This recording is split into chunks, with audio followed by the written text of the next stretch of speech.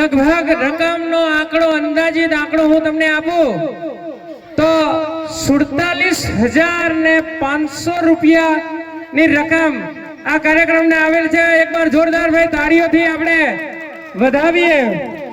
મારી ઈચ્છા હતી કે 51,000 થાત પણ થોડીક રહી જાય બાકી, જો કે પતિ જ જાત, પણ ખૂબ એવો પ્રેમ અને ભાવ સાથે આપણે વર્ષા છીએ એ બદલ તમામનો ફરીથી હું હૃદયથી આભાર વ્યક્ત કરું છું।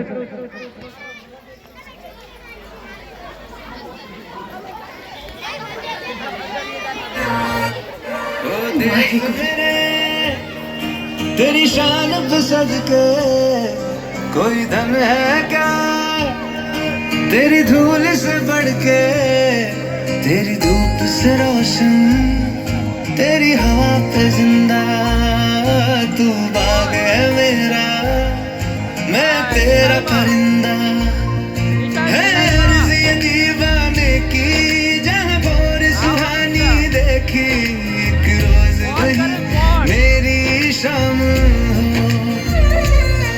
कभी याद करे जो जमाना, माटी पे मर मिट जाना, जिक्र में शामिल मेरा